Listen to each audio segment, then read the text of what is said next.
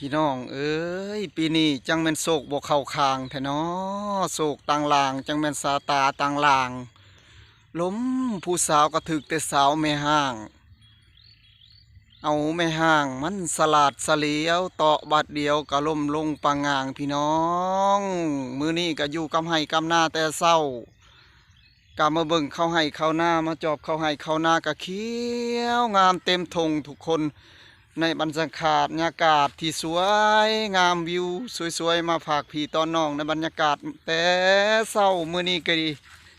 คือเก่าอยู่ทงให้ทงหน้ามื้อนี้ฮะก็มาเบิ่งเขาเบิ่งน้ำก็โอ้เป็นตาสะออนพี่น้องช่างมาสวยกระดักสวยกระดอแทบปีนี้หันตันน้ำเมียนเต็มห้วยน้ำพัดเบิดและบาดนี้สิเฮ็ดแนวใดเลี้ยงเขาเลี้ยงน้ำบาดนี้สิได้กินอยู่บ่พี่น้องเฮ็ดแนวใดบาดนี้ฮะชุมเจ้าผลกระตกแต่บ้านอื่นเมืองอื่นบัดทางเฮาผัดเห็นหน้าแซงผัดบ่ตกมาใส่ปีนี้โอ้จังแม่นคักจังแม่นแน่เนาะทุกคนเสียดนะได้อยู่ได้กินชีวิตชาวไร่ชาวนาบัดนี้โอ้ยคักหลายทุกคนมาเบิ่งเขากะฮากะก้มทุกคนยังบ่ทันมานอยู่โตบ่ทันมานพอข้าวหวานยังไข่มานแล้วทุกคนสิได้กินอยู่บ่ปีนี้หันฝนสิตกให้อยู่บ่เบิ่งมนุษย์มนาในทอนคลองหาแต่น้ำฝนเต็มที่แหละน้ำกระเบิดแหละทุกคนเอ้ยปีนี้หันปีแต่เก่าหันอันน้ำซ้ำนี่หันพอปีที่เก่าหันแต่ว่าปีนี้หันจักเป็นอะไรทุกคนน้ำกันไหลอยู่ปีนี้หันแต่ว่าบ่พอจักเป็นอะไรอันปีนี้ฮะโอ้จังแม่นสวยคักสวยแน่นี่แหละบาดนี้ลงทุนลงฮอนมาหลายแหละผัดผลสุดท้ายเข้าในนาผัดบ่มีน้ำใส่ทุกคนจังแม่นคักแต่แน่มื้อนี้ก็แดดแจ้งออกมาแต่เช้าก็อยู่กับทงไห้ทงนาแต่เช้ามื้อนี้หาทุกคนเอาวิวสวยๆภาพงามๆมาพักพี่ตอนน้องทุกคนมาเบิ่งกันดิผู้ว้าโตเข้าปีนี้ทางใดก็งามปีนี้เข้าบ่ได้ถึกพญาติทุกคนแบบนี้แหละอยู่ทุ่งบ้านไห้บ้านนาเฮาชีวิตชาวไร่ชาวนาเมื่อฝนบ่ตกมาก็โอ้ลำบากหลายทุกคนสิได้อยู่ได้กินสำไรเต็มที่แล้วเห็นแต่ป่าสาลีทุกคนป่ามักพริกเต็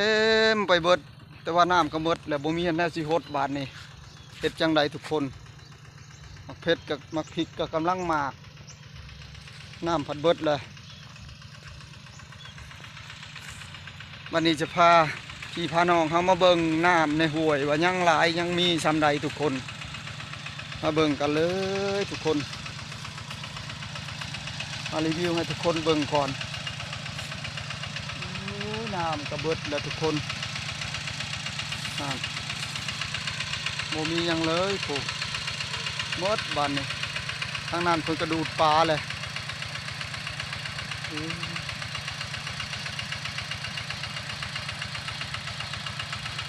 คักลีพี่น้องน้ำในห้วยกระเบิดแล้วบาดนี้เอายังมาใส่เข่าหน้าแซงบาดนี้ทุกคนประจูบเบิดแล้วเอาปูเอาปลามากินแล้วทุกคน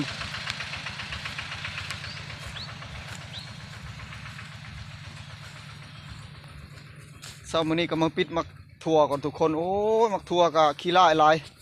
เป็นมดเป็นแมงนี่แต่แมงนี่ทุกคนมดดำๆนี่เป็นเพี้ย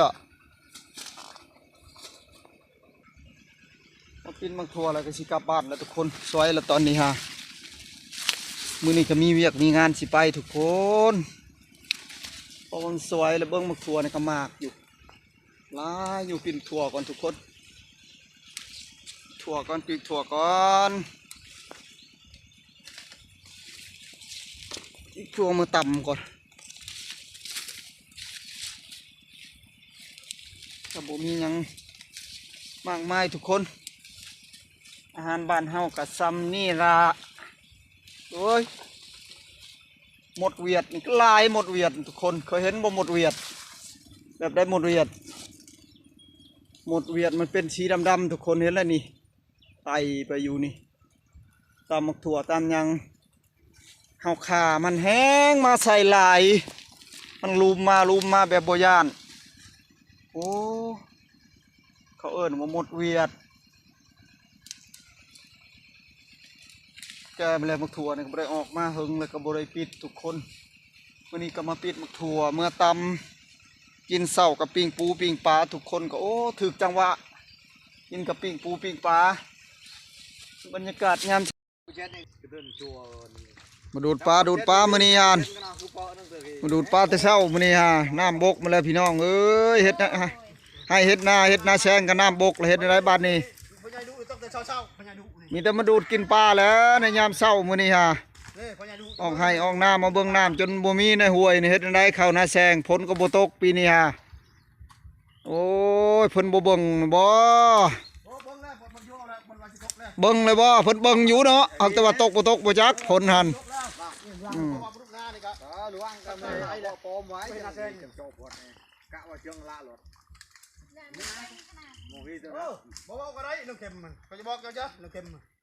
น้ำนี่เอาได้ทีเที่ยว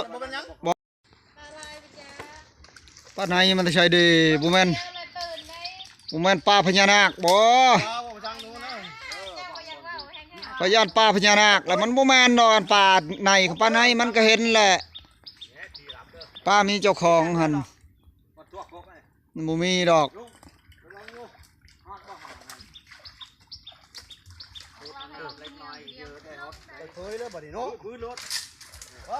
ปลาพี่น้อง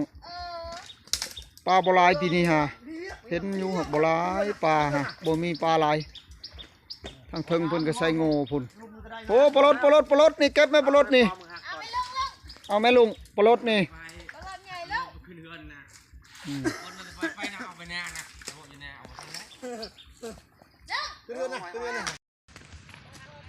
ต่อชุยนะออกไปเก็บปลาทุกคนดูดปลาไปเก็บเถิดคอยอยากได้น้ำ2 โลมื้อนี้ฮะบ่มีอาหารกินเลยนี่ฮะพอได้ปิ้งปลากระบอกนี่แผ่นนะบ่เห็นหักแผ่นจะไปทางใดเลยโคว่าวัดชอนเถิดปลาหันไปใช้เอาตึกเขาจะชื่อเมื่อปิ้งนี่ไปเช่านี่สิเมื่อเวียกไม่กอดพาเวียกนี่มาเบิ่งน้องตัวนี้อีกทุกคนน้องตัวนี้ก็กำลังสิบกนี่เพราะว่าเฮาเฮ็ดนาแซงดูดน้ำก็ได้เบิดเลยทุกคนก็มาดูดกินปูกินปลาแต่บ้านไห้บ้านนาเบิ่งสิลงไปเบิ่งปลาก่อนทุกคนว่าหลายอยู่บ่มีอยู่บ่ได้ยินเขาว่าปลาไหนใหญ่ว่ะลงไปเบิ่งก่อนมีปลาไหนใหญ่ดิบ่นี่บ่โอ้ทุกคนกำลังงอมพูนอ๋อตัวปลามีแต่ปลากระบอกทุกคนบ้านเฮาส่วนหลายปลากระบอกแซ่บทุกคนปลากระบอกบ่จังใหญ่เด้อปลากระบอกนี่ก็ดิส่วนหลายปลากระแยงน้อยผู้โอ้เป็นปลากระแยงน้อยว่าปลากระบอกงอมปลากระบอกก็คือสิบ่หลายดอกแต่ว่าปลากระแยงนี่มันหลายทุกคนตัวบกบุญแล้วบาทนี้ฮะ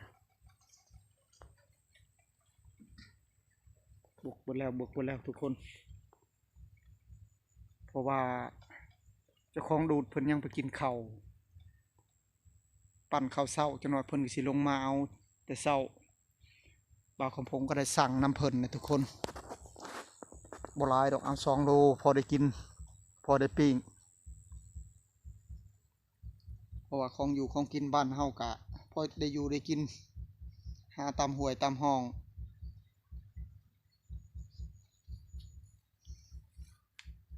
พูน